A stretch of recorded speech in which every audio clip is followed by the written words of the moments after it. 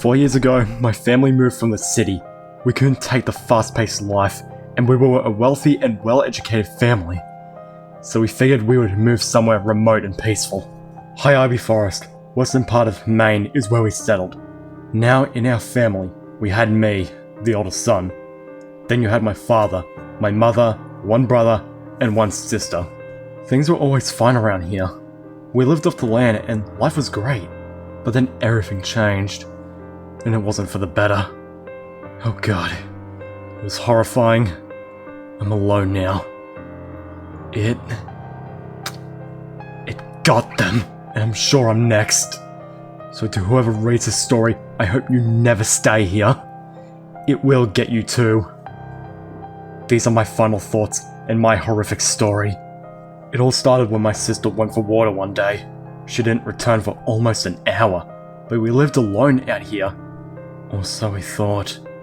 I still hear her scream sometimes, that ear-splitting cry of terror, and the scene of my father and brother flashing looks of extreme terror before breezing through the door. They came back, glistening blood on their pants and shoes, crying uncontrollably. They had found nothing left of her but a few bone splinters, her ripped clothes and a puddle of blood. Things were never the same after that day. Mother never really spoke again after seeing her daughter's remains. The next person to go was my father. Our food was running low and we were snowed in, so we couldn't go to town. He grabbed his rifle and took to the wilderness around us. He didn't come back when we expected him to. My brother and I decided that we would go search for him in the morning. There was no need to go out then. Around 1 AM, I was dozing in a kitchen chair when there was a low, guttural growl from outside the door. Then a resounding bang, bang, bang on the door, and then a loud thump.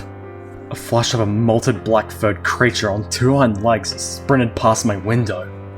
That set me off. I screamed at the top of my lungs until my brother ran to me and asked what was happening. I recounted the story to him, and he grabbed a rifle and handed me one, then motioned silently towards the door. He made me to open it and cracked it open very slowly and gasped in fear. It was our father, or what was left. His corpse was mangled to extreme lengths. Arms were gone, eyes were gouged out, and he was covered in claw marks that dripped crimson. My brother collapsed in horror and shut the door weakly. No one left the house anymore. My mother still never spoke. She would just weakly nod or shake her head to communicate, even if that. My brother would break down at anything that reminded him of our lost family. But what I realized is that whatever that thing is, it's not stopping until it has killed all of us. I feel it. A few weeks had passed. We lived in fear. Some nights we would hear those horrid growls, and we would make sure no one fell asleep that night. Instead, we would stay up with guns in hand until daybreak. One morning, after a long night of paranoia, my brother proclaimed that he was taking supplies and heading away to town. Freedom or death, he said. One of them happens today. He offered to take us with him. I pleaded with him to not go, but he insisted. I told him I would not go. My mother just shook her head mutely. He said he would send for help when he got to town and keep everything locked. Don't you dare leave. Don't you even stick your nose out of the damn door, he said. I know I was only 10 months older than him, but I felt awful about him being the one who was going out. I knew it was going to get him. I knew. That night, he walked out just before dark fully struck, having made sure we were okay and had supplies, and began the nightmarish walk to the car. He got to the car and opened the half-frozen door after a few violent tugs on the handle. It was then that I heard the sound that unnerved me on the spot. He turned the key, and as the car started, a blood-curdling scream lit the night air. The beast left the trees from the side opposite of my brother. The creature must have been almost 8 feet tall with a mangled black wolf's face and body, but walked on its own 2 legs. Or rather, sprinted. My brother opened his eyes in fear and smashed his foot onto the gas pedal. The thing pounced onto the car and violently smashed his window. My brother steered wildly trying to get away from the creature, but he crashed his car into a tree. And if that didn't kill him, the beast reached into the car and pulled the still squirming body out of it. The creature looked right at me through the window from a distance. before slicing open my brother's stomach with razor-sharp claws. Blood dripped from his body and he went limp. The creature walked slowly towards the door. Knowing he wanted me to fear him, he knew I was frozen. It reached the door and I hugged my rifle tight. There was a thud and another 3 bangs, although they went slowly this time. Bang, bang, bang.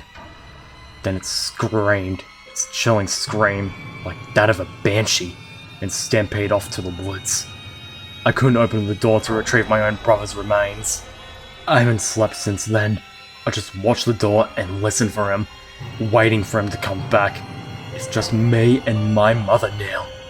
She doesn't eat or sleep or drink. She hasn't moved from her chair in 3 days. Until her death. I don't think she ever moved again, actually. It was a long night. 4 days without sleep. I've heard the growls every night since my brother's grisly demise. But tonight, they were louder. It was tonight. He would attack. I knew it. I loaded my rifle and waited for it, thinking he would come through the door or the window in the kitchen. I was wrong. My mother sat in the other room, but even with my phobia of it, I let her be. It was late when I began to hear a scraping along the house sides. 4 times he circled. We were trapped, and he knew it. It stopped and my heartbeat quickened. As if in slow motion, I realized where he stopped just a moment too late. Right next to the side of the house where my mother was. I knew my fears were true when I heard the disheartening sound of the window shattering in the other room. I was rooted. I heard the beast call and dropped to my knees. I saw him walk to my mother and in one stroke took her throat. And within a heartbeat her chest. He screamed and dove from her room. This was just a few short hours ago. The scrapings are starting again. To whoever finds this, leave quick. Don't look back. Oh god, the scraping stopped. I don't have long. These have been my final thoughts, and the last ones I'll ever have. Please heed this warning.